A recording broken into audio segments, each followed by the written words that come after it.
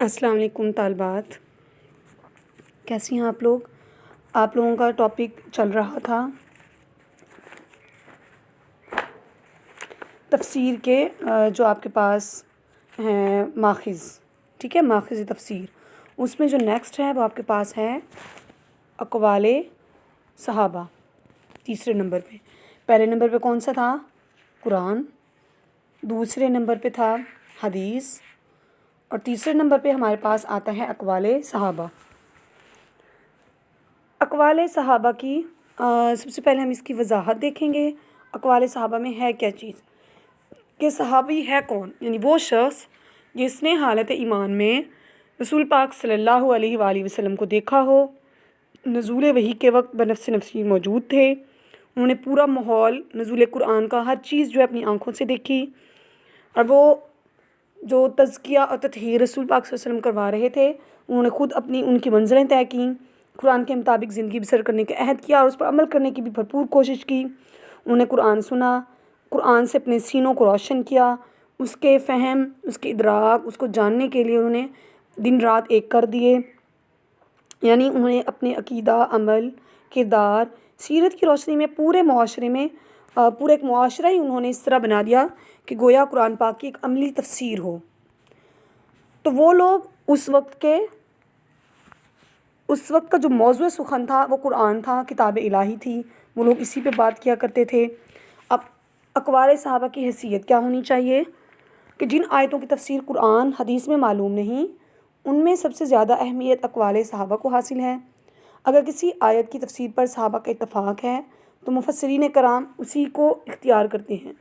اگر صحابہ کسی ایک مسئلے پر جمع ہو گئے اور اس کے خلاف کوئی تفسیر جو ہے وہ نہیں کرتے، اس چیز کو جائز ہی نہیں سمجھتے۔ اقوال صحابہ کے واجب العمل ہونے کی کیا صورت ہے؟ اقوال صحابہ کو اس وقت تسلیم کیا جائے گا جب اس معاملے میں کوئی واضح معتبر ذریعے سے ثابت نہ ہو۔ یعنی اگر ہمیں اس کا جو سند ہے وہ درست مل جاتی ہے تو ہمارے لیے وہ واجب العمل ہے، اور اگر سند درست نہیں ہے تو پھر اس کے اوپر عمل نہیں ہوگا۔ اس کے بعد بات آتی ہے کہ مشہور مفسر صحابہ کون سے ہیں؟ جو آپ کی بکس ہیں اس میں کافی ساری لسٹس ہیں، تو اس میں آپ چاروں خلفائے راشدین کو، حضرت عبداللہ ابن مسعود، حضرت عبداللہ ابن عباس، حضرت ابی بن کعب، اور اس کے علاوہ حضرت زید بن ثابت کو شامل کر لیں۔ اتنے نام میرے خیال آپ لوگوں کے لیے بہت ہیں۔ اب چار جو صحابہ ہیں وہ بہت مشہور ہیں۔ سب سے پہلے ہم حضرت علی کو دیکھتے ہیں۔ بک میں جو ہے ان کی ترتیب تیسری ہے، لیکن میں اس کو پہلی ترتیب پہ کیوں رکھ رہی ہوں؟ اس کی وجہ یہ ہے کہ آپ صلی اللہ علیہ وسلم کا فرمان ہے کہ میں علم کا شہر ہوں اور علی رضی اللہ تعالیٰ عنہ اس کا دروازہ ہے۔ تو اگر ہم نے حدیث، تفسیر، کسی بھی نالج پہ علم لینا ہے تو میرا خیال ہے کہ نبی پاک صلی اللہ علیہ وسلم کے بعد اس کا دروازہ جو ہے وہ حضرت علی ہیں، تو ان کے پاس جو ہے وہ نالج بہت زیادہ ہے۔ تو ہم سب سے پہلے حضرت علی رضی اللہ تعالیٰ عنہ کو دیکھتے ہیں کہ حضور پاک صلی اللہ علیہ وآلہ وسلم کے چچا زاد بھائی تھے۔ ٹھیک ہو گیا؟ یہ کیا تھے؟ رسول پاک صلی اللہ علیہ وآلہ وسلم کے چچا زاد بھائی تھے۔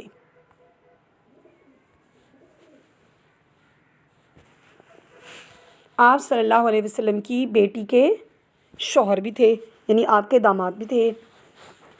اسلام قبول کرنے والی شخصیات میں اولین ترین شخص تھے آپ صلی اللہ علیہ وسلم نے۔ آپ رضی اللہ تعالیٰ نے کہا گویا کہ میری ٹانگیں کمزور ہیں اور میں عمر میں بھی چھوٹا ہوں، لیکن اس کے باوجود میں آپ کی مدد کروں گا۔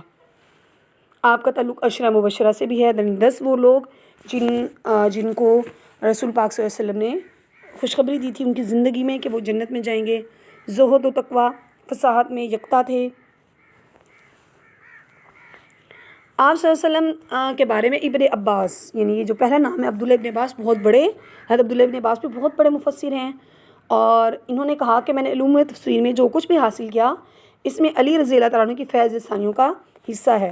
حضرت علی کا فرمان ہے کہ کتاب اللہ کے متعلق مجھ سے جو چاہو دریافت کرو، کیونکہ میں جانتا ہوں کون سی آیت کب نازل ہوئی، دن کے وقت نازل ہوئی یا رات کو نازل ہوئی، سہل یعنی میدان میں آئی یا پھر جبل یعنی پہاڑ پر اتری۔ تو یہ حضرت علی ابن طالب تھے جو بہت ہی مشہور مفسر تھے۔ اس کے بعد دوسرے نمبر پہ ہم دیکھتے ہیں حضرت عبداللہ ابن عباس رضی اللہ تعالیٰ عنہ کو۔ حضرت عبداللہ ابن عباس بہت چھوٹی عمر میں تھے جب رسول پاک صلی اللہ علیہ وسلم کی وفات ہو گئی۔ حضرت عبداللہ ابن عباس کے متعلق رسول پاک صلی اللہ علیہ وسلم نے کہا تھا کہ اللہ اس کو علم جو دین کا علم جو ہے وہ سکھاؤ۔ آپ کا پورا نام عبداللہ ابن عباس ابن عبد المطلب ابن ہاشم ہے۔ آپ کو حضور اللہ صلی اللہ علیہ وسلم کے چچا زاد بھائی ہونے کا شرف حاصل ہے۔ آپ اس وقت پیدا ہوئے جب آپ شیب ابی طالب میں محصور تھے، یعنی 10 نبوی۔ جب رسول پاک صلی اللہ علیہ وسلم کی وفات ہوئی تو یہ تقریباً 13 برس کے تھے۔ 10 نبوی کو جو ہے ان کی جو ہے وہ پیدائش ہوئی۔ آپ صلی اللہ علیہ وسلم نے ان کے منہ میں لعاب دہن ڈالا۔ یہ اس بات کی علامت تھی کہ بڑے ہو کر یہ علوم نبوت کی اشاعت کرے گا۔ 13 برس کے تھے جب رسول پاک صلی اللہ علیہ وسلم اس دنیا سے وصال فرما گئے۔ صحابہ کی صحبت میں رہے۔ 70 برس کی عمر میں ان کا وصال ہوا۔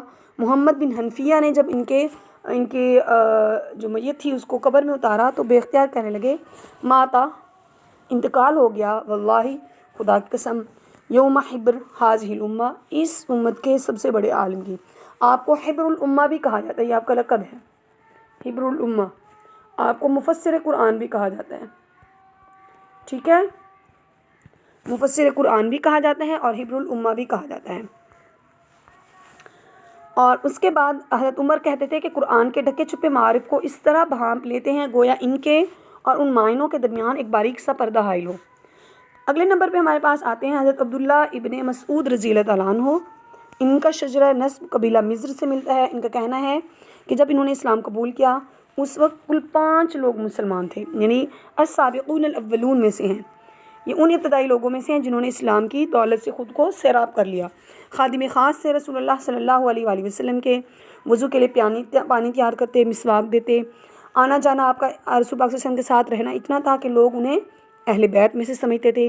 حضور پاک صلی اللہ علیہ وسلم کی جلوت، خلوت، سفر، حز، یعنی آپ چاہے تنہائی میں ہیں، چاہے آپ لوگوں میں ہیں، چاہے آپ سفر میں ہیں، چاہے آپ قیام میں ہیں، برابر آپ جو ہے ان کے پاس رہے۔ قرآن کریم کی 70 صورتیں انہوں نے براہ راست رسول پاک صلی اللہ علیہ وسلم کی زبان مبارکہ سے سنی۔ آپ کہتے ہیں کہ ہم میں سے اگر کوئی 10 آیتیں بھی پڑھتا تو جب تک اس کے معنی پر غور نہ کر لیتا، ان کو اپنے کردار اور سیرت میں سمو نہ لیتا، اس سے آگے نہ بڑھتا تھا۔ یہ 3 مشہور صحابہ ہو گئے۔ اس کے بعد ابی ابن کعب رضی اللہ تعالیٰ عنہ ہیں، کاتب وحی ہیں اور قرآن پاک کی قرات میں بڑی مہارت رکھتے ہیں۔ یہ اہل کتاب کے پڑھے لکھے حلقوں میں سے تھے، اس لیے اسرائیلی روایات، یعنی وہ روایات جو اسرائیلی کتب کے اندر موجود ہیں، اس کو اسرائیلیات بھی کہا جاتا ہے، خوب آشنا تھے۔ یہی وجہ ہے کہ تفسیر کے ابواب میں انہوں نے اسرائیلیات کے بارے میں خصوصیت سے اضافہ کیا۔ حضرت عمر کے دور میں ان کا انتقال ہو گیا۔ تو یہ آپ کے 3 پوائنٹ ہو گئے۔ اور چوتھا آپ کے پاس آتا ہے اقوال تابعین۔ صحابہ کے بعد کس کا نمبر آتا ہے؟ تابعین۔ تابعین کون سی ہستیاں ہیں؟ وہ ہستیاں جنہوں نے صحابہ کو حالت ایمان میں جو ہے ان سے ملاقات ہوئی اور پھر بظاہر ان کی وفات بھی حالت ایمان میں ہوئی۔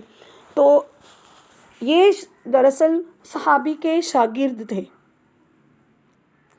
الاتقان فی علوم القرآن ایک کتاب ہے، اس کے اندر اس چیز میں اختلاف ہے۔ اب اس کو ایک علیحدہ سے پوائنٹ دے دیں آپ، جس کو ہم کہتے ہیں واجب العمل حیثیت، ٹھیک ہے؟ یہ جو اس پہلا پیراگراف اقوال تابعین کے جو پہلا پیراگراف کی لاسٹ لائنز ہیں اس کو آپ لوگ دیکھ لیں کہ تابعین کی تفسیر میں حجت ہے یا نہیں، اس پر اختلاف ہے، لیکن ان کی اہمیت سے انکار ممکن نہیں ہے۔